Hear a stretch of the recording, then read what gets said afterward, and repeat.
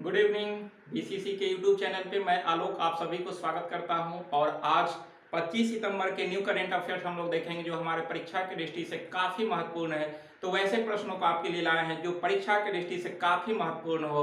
इसके अलावा आपका डेली सीरीज चल रहा है करंट अफेयर्स का, स्टैटिस्टिक्स का, वो सब देखते रहें और अपना तैयारी अच्छा करते रहें, क्योंकि आपके लिए ऐसा ही प्रश्न आया जाता है जो परीक्षा की दृष्टि से इंपॉर्टेंट हो, ना कि जो है वो परीक्षा से बाहर आपका जो है वो जानते हैं कि जीएस या करंट बहुत पढ़ना है, लेकिन वैसे चीजों को हम लाते हैं, वैसे प्रश्नों को लाते हैं जो आपके परीक्षा के लिए महत्वपूर्ण हो। तो आप सभी इसको देखें और देखने के साथ साथ शेयर भी करें और अपना तैयारी बेस्ट करें। ये आपके परीक्षा को बेस्ट करने के लिए ये प्लेटफॉर्म है। ये इस प्लेटफॉर्म पे आपको अच्छा प्रश्न मिलेगा जिससे आपकी तैयारी अच्छी होगी, आपका परीक्षा में प्रदर्शन अच्छा होगा। इसलिए आप सभी इसको देखें और देखने के साथ साथ इस क्लास को शेयर भी करें। तो इस उद्देश्य के साथ आप जो है इसको देखें कि हमको सफल होना है और सफलता के व्यू से ही आप इस चैनल को शेयर भी करें। और आइए आज के महत्वपूर्ण प्रश्न को हम लोग देखते हैं कि जो है क्या क्या हमारे परीक्षा के लिए महत्वपूर्ण है। वैसे प्रश्न है जो परीक्षा में काम आएगा, तो इसलिए आइए आज के महत्वपूर्ण बिंदु को देखते हैं। क्या क्या कह रहा है कि हिमालयन फिल्म फेस्टिवल, कितना अच्छा प्रश्न है कि हिमालयन फिल्म फेस्टिवल काफी चर्चा में अभी हिमालयन फिल्म फेस्टिवल, इसका आयोजन अभी लेह में किया जा रहा है और इसका आयोजन 24 सितंबर से 28 सितंबर के बीच होगा। 5 दिन तक हिमालयन फिल्म फेस्टिवल का आयोजन चल रहा है। तो ध्यान रखिएगा इसका आयोजन कहां, तो लेह में हो रहा है। इसका आयोजन 24 सितंबर से 28 सितंबर तक होगा। ध्यान रखिएगा 24 सितंबर से 8 सितंबर तक, यानी कि कितने दिवसीय, तो 5 दिवसीय कार्यक्रम है। ध्यान रखिएगा और 5 दिवसीय कार्यक्रम है हिमालयन फिल्म फेस्टिवल, जिसका आयोजन जो है वो 24 सितंबर से 28 सितंबर तक। और सबसे महत्वपूर्ण है कि कैमा संस्करण है, तो ध्यान रखिएगा कि ये पहला संस्करण है। पहला संस्करण का आयोजन कहां किया जा रहा है, तो लेह में किया जा रहा है। काफी महत्वपूर्ण परीक्षा में है, ये पूछना ही पूछना है परीक्षा में, इसलिए आप ध्यान रखें। चाहे कोई भी परीक्षा हो, एसएससी हो, रेलवे हो, एनटीपीसी मेंस हो, ग्रुप डी हो, आपका बीपीएससी हो, बिहार दरोगा हो, सभी परीक्षा के लिए काफी महत्वपूर्ण है। तो इसलिए आप सभी इसको देखें। जितना पीछे का करंट का सीरीज गया हुआ है आप सभी उसको भी देखें और जो है वो तैयारी अपना बेस्ट करें। और इस उद्देश्य के साथ कि जब तक तोड़ेंगे नहीं तब तक छोड़ेंगे नहीं, और इस उद्देश्य के साथ अपना तैयारी कीजिए। देखिए कि आपका परीक्षा में एक भी करंट नहीं छूटेगा। आप जो है वो मेरे बात पे विश्वास करें और अपना जो है वो अगस्त से करंट सीरीज देखते रहें। अगला 1 साल तक के लिए आपके लिए काफी महत्वपूर्ण होगा। तो इस तरह से जो इसका जो है वो 24 सितंबर से 28 सितंबर तक पहला संस्करण का आयोजन लेह में किया जा रहा है और इसका उद्घाटन आपके सूचना प्रसारण मंत्री अनुराग ठाकुर के द्वारा किया गया है। ध्यान रखिएगा अनुराग ठाकुर आपके अभी केंद्रीय सूचना प्रसारण मंत्री है और इन्होंने ही इसका उद्घाटन किया है। ध्यान रखिएगा लेह में। और कह रहा है कि शुरुआती फिल्म, बहुत महत्वपूर्ण है ये प्रश्न, की शुरुआती फिल्म कारगिल युद्ध में शहीद हुए, कारगिल युद्ध में शहीद हुए मेजर विक्रम बत्रा पर, मेजर विक्रम बत्रा काफी महत्वपूर्ण है, इन्हीं पर एक फिल्म बनी है शेरशाह। शेरशाह के स्क्रीनिंग से होगी, यानी कि शेरशाह के स्क्रीनिंग से इस फिल्म का, फिल्म फेस्टिवल की शुरुआत हुआ। पहला फिल्म स्क्रीनिंग जो है वो शेरशाह रहेगा। ध्यान रखिएगा शेरशाह से शुरू हुआ है। और इस फिल्म में सबसे महत्वपूर्ण है कि आपका अभिनय किसने किया, विक्रम बत्रा का जो है वो रोल किसने निभाया है, तो ध्यान रखिएगा कि ये रोल सिद्धार्थ मल्होत्रा ने निभाया है। सिद्धार्थ मल्होत्रा ने, ध्यान रखिएगा बहुत महत्वपूर्ण प्रश्न है ये, एक पॉइंट इसका महत्वपूर्ण है परीक्षा की दृष्टि से। तो सिद्धार्थ मल्होत्रा ने विक्रम बत्रा का जो है वो अभिनय किया है और ये शेरशाह मूवी है। ध्यान रखिएगा जो पहला फिल्म स्क्रीनिंग प्रारंभ हुआ फिल्म फेस्टिवल में, उसमें पहला फिल्म दिखाया गया शेरशाह, जिसमें अभिनय किया सिद्धार्थ मल्होत्रा ने, जो कि विक्रम बत्रा के नाम पर जो है अभिनय किया। उनके जो है वो स्थान पर सिद्धार्थ मल्होत्रा ने अभिनय किया।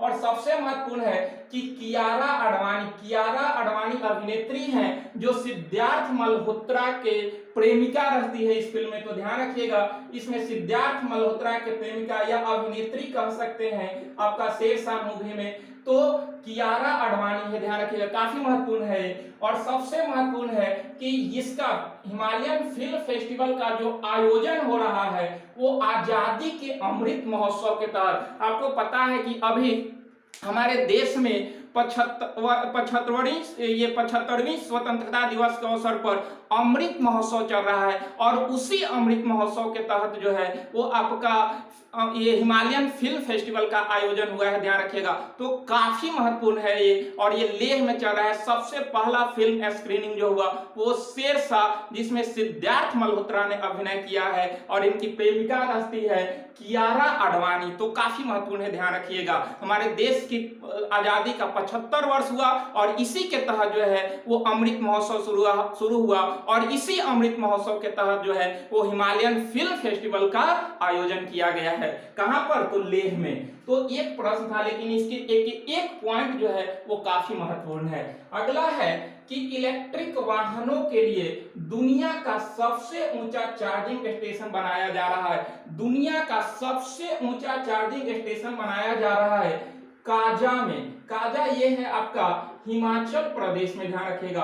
काजा हिमाचल प्रदेश में आपका दुनिया के सबसे ऊंचा इलेक्ट्रिक चार्ज स्टेशन बनाया जा रहा है। कहां पर? तो हिमाचल प्रदेश के काजा में। अगला प्रश्न है कि चेंज मेकर अवार्ड जो है वो फैराज फैजा को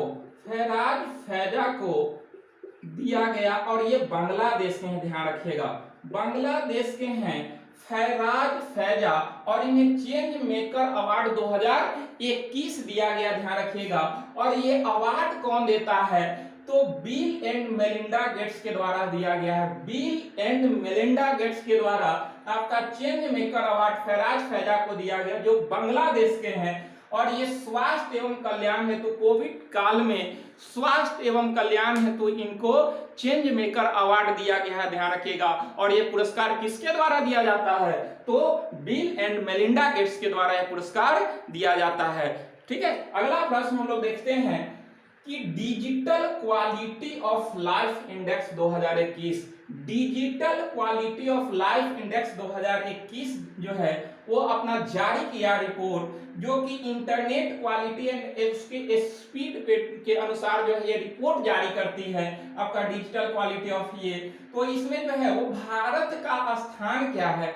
तो भारत इसमें 49वें स्थान पर है, ध्यान रखिएगा 49वें स्थान पे आपका भारत है। किसमें? Digital quality of life index. और ये इंडेक्स जो जारी होता है वो इंटरनेट क्वालिटी और उसके स्पीड के आधार पर ये रिपोर्ट जारी होता है, जिसके तहत भारत का स्थान 49वां है। और पहला पर अगर देखा जाए तो डेनमार्क है, पहला पर डेनमार्क है। और सबसे अंत में देखा जाए लास्ट में तो इथियोपिया है, ध्यान रखिएगा इथियोपिया जो है वो सबसे अंत में है।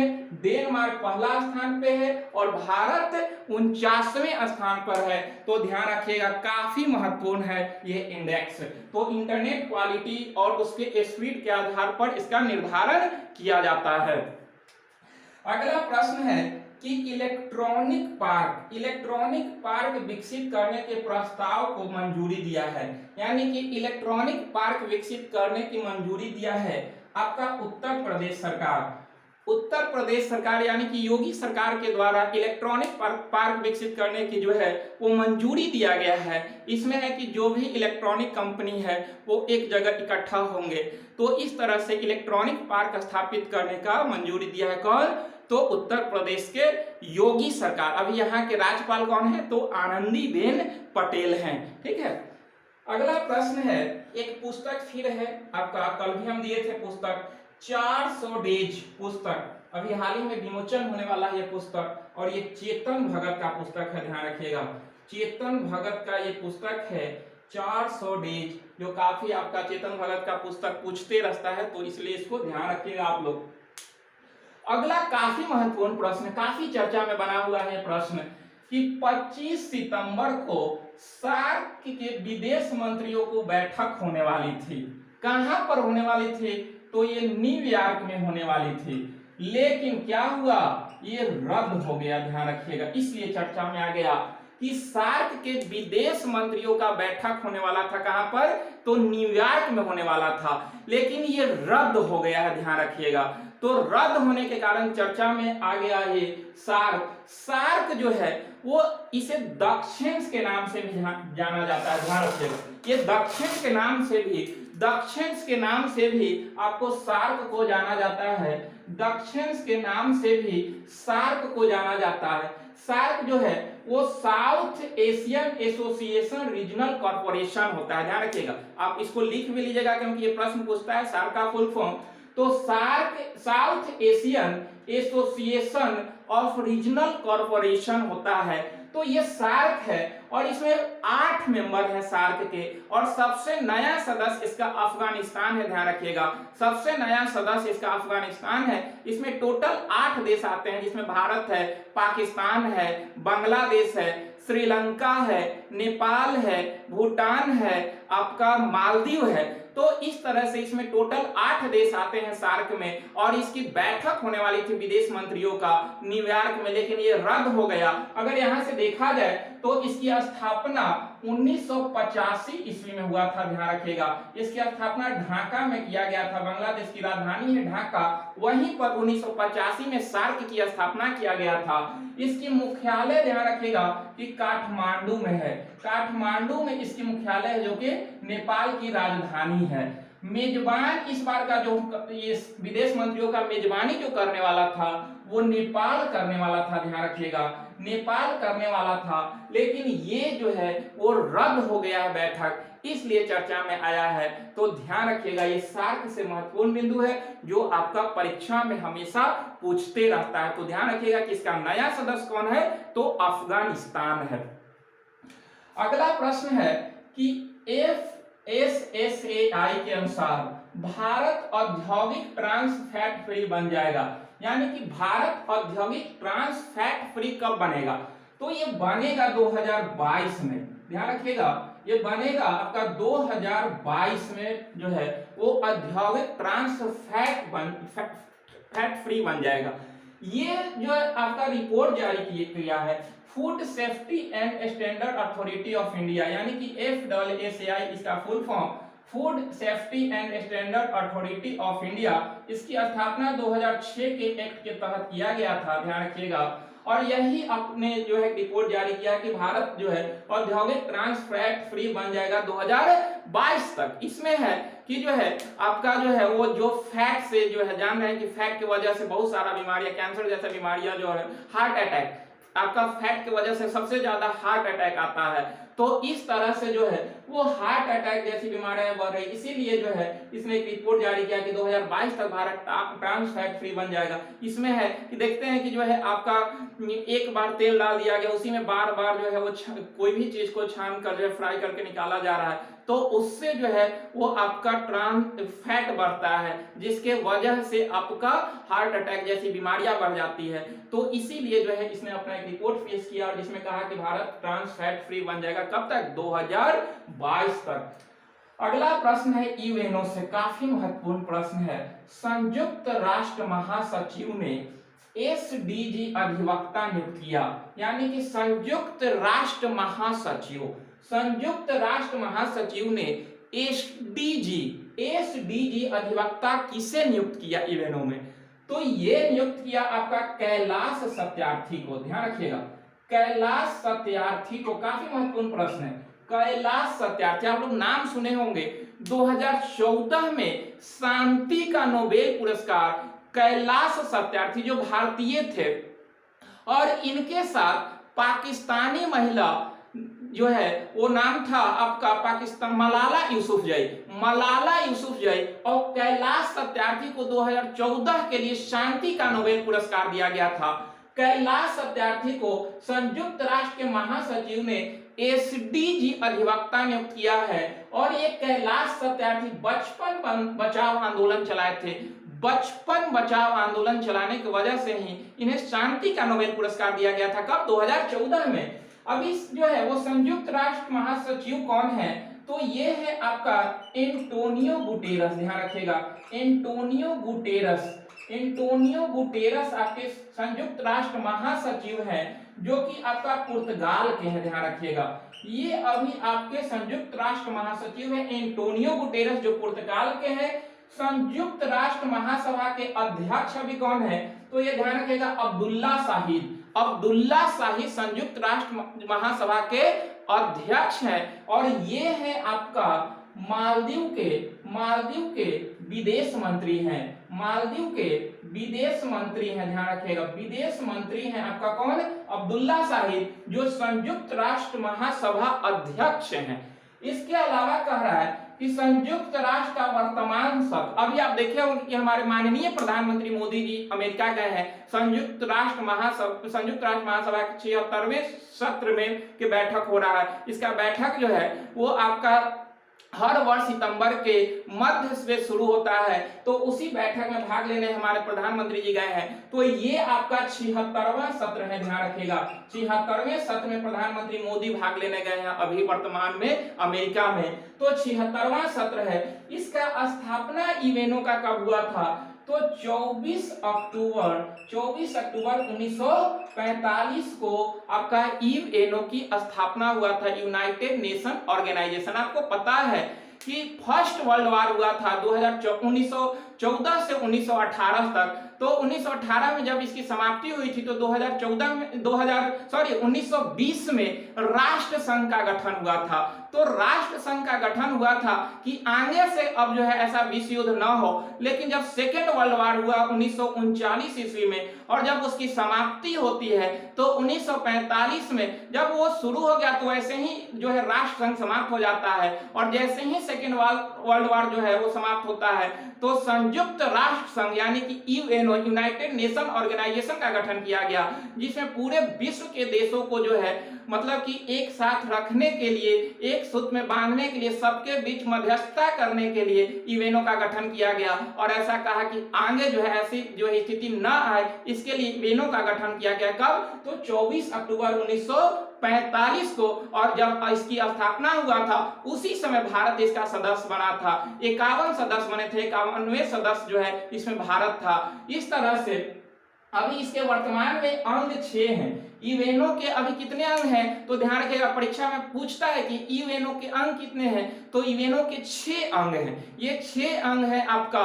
तो देखिएगा कि महासभा, सुरक्षा परिषद, सामाजिक एवं आर्थिक परिषद, न्यास परिषद, फिर आपका न्यायालय और सचिवालय। तो इस तरह से इसके टोटल 6 अंग है। तो ध्यान रखिएगा, महासभा को इसके संयुक्त राष्ट्र संघ का व्यवस्थापिका बोला जाता है, सुरक्षा परिषद को कार्यपालिका बोला जाता है, जबकि अंतर्राष्ट्रीय न्यायालय को न्यायपालिका बोला जाता है। संयुक्त राष्ट्र के अंतर्राष्ट्रीय न्यायालय का मुख्यालय द हेग में है, जो नीदरलैंड में स्थित है, ध्यान रखिएगा।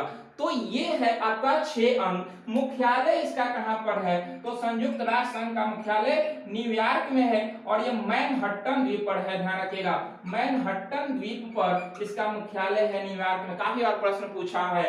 अगला कह रहा है कि मान्यता प्राप्त भाषा, यानी कि संयुक्त राष्ट्र में टोटल कितने भाषाओं को मान्यता दिया गया है, तो 6 भाषा को मान्यता दिया गया, अंग्रेजी, फ्रेंच, रूसी, चीनी, अरबी और स्पेनिश।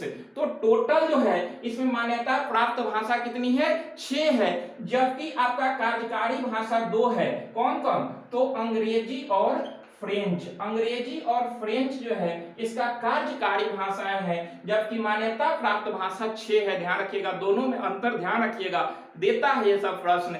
जबकि देखा जाए तो यूएनओ में आपका अस्थाई सदस्य 5 है, जबकि अस्थाई सदस्य 10 है। तो अस्थाई और अस्थाई ध्यान रखिएगा, टोटल 15 मेंबर हैं।